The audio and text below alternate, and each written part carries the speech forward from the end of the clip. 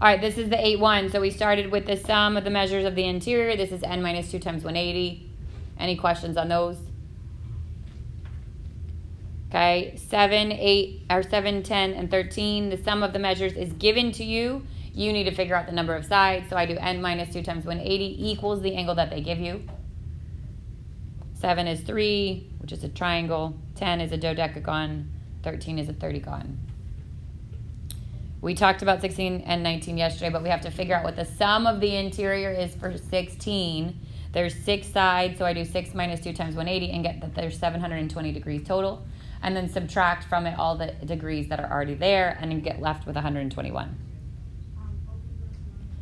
19, now we're doing exterior angles, right? So sum of exterior is 360. All right, so 19 was the sum of the exterior, right, which is 360. I have to add all of those and divide by the 3x that's there, and I get that x is 64. Any questions on those? They're not going to ask with all these people here. Anyway. All right, 22 says the measure of each exterior of a regular non-gon. So non-gon has how many sides? 9. So 360 divided by 9 is 40. All right, we'll go ahead and... Okay. All right, the measure of an interior angle and an exterior angle. So this time you wanted to do both. Remember, again, interior n minus 2 times 180 divided by n, and then 360 divided by n. Everybody got on those? Yes? That one doesn't say each or some. It just says find An is just like each. Okay. If it had said some, so look for like an or a, well, it would be an either way because they both start with a. It would have to say some to know that it's a sum. Yep. Or all the angles in it, something like that. Yeah. So each interior are the first two, the ones on the top, these.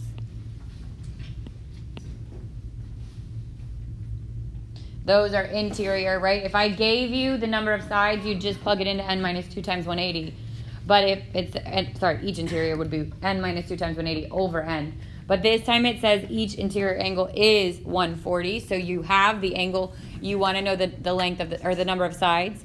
So I set up my equation as n minus 2, like for 31. N minus 2 times 180 over n equals 140. And then work backwards to solve for n. So multiply n on both sides. Distribute the 180, subtract the 180n, and then divide by that negative 40. So you get 9 for the first one. 32, it told you that each angle was 175.2. Again, set up the same way, n minus 2 times 180 over n equals 175.2. Multiply by the n, distribute the 180, subtract the 180n, and then divide by 4.8, and you get there's 75 sides in that one. Then number 33, each exterior angle of a regular N-Gon. So now we're talking about an exterior angle. Exterior angles add up to 360. So if I want to find each exterior, I do 360 divided by the number of sides. If 360 divided by n is 45, I multiply n on both sides and then divide by 45, and I get n is 8. For 34, 360 divided by n is 3, multiply n on both sides, divide by 3, and I get 120. Questions on any of those? Okay, so let's already looked at. This is now A2, so properties of parallelograms. Who can give me properties of parallelograms? One is, what's the definition of the parallelogram? Both pairs of opposite sides are... Good. Both pairs of opposite sides parallel. What's the property? Both opposite sides are congruent. Opposite sides congruent. Opposite angles congruent. Consecutive angles supplementary, and diagonals bisect each other. Good. So the one, you're dealing with the consecutive angles being supplementary, 3 opposite angles being congruent, 4 opposite sides being congruent, 7 opposite sides being congruent and consecutive angles being supplementary, 8 diagonals bisect each other. Good on all those? I have a question on 14. Yep. 14. Okay. So it said find the indicated measure of, okay, so it said find all the measures. So 14 is AED, right, which is this angle here. These are still forming a line, which makes them supplementary. So I would do 118 minus the 117. Yep. And then you've got alternate interior, right? If that's 23, this is 23, that's 80, this is 80. And then if I wanted to find, this would be 63, this is 117, And then you can even look at these as if they're individual triangles, right? If I wanted to find the third angle in any of those, you could add them up and subtract it from 180. And then once you get one corner, like whatever you get for this one is going to be the same here. Whatever you get for this one's going to be the same here. You're welcome. Brian. How would you do 16 and 8? 16 BAD. So that's, I would have to find that third angle. So if I want to know, let's just say we look at the bottom triangle, right? It's still a triangle. So 23 plus 117 is 140. Subtract that from 180. And I get that missing angle here is 40, which is also the missing angle here. So if I want to know this whole angle, which is what that BAD is, I just do the 80 plus the 40. And then I would do the same thing for this triangle or this triangle because they're the same. I would do 80 plus 63, which is 143. Subtract that from 180. And I get 37. That's this angle and this angle. If I wanted to know those big angles, I add them together. You get the 60. Or this and this would be supplementary, right? So once you know the 120, you could subtract it from 180. So all the rules apply. The alternate interior angles apply. 3 angles adding up to 180 in a triangle apply.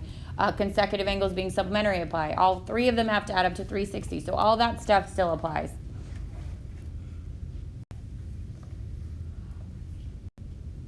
All right, then came 8-3, and this was the flip. This is the converse of 8-2, right? This is justifying. So number 1, both pairs of opposite angles. Sorry, if both pairs of opposite angles are congruent, then it's a parallelogram.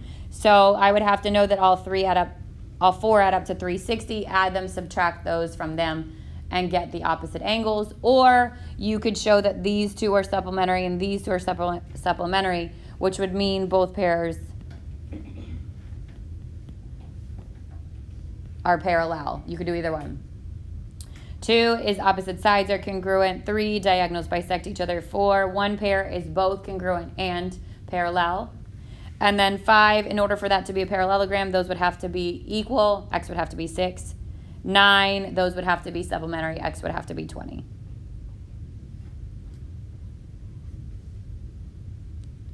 And the last one, okay, we had to plot our points, and then I did it by slope.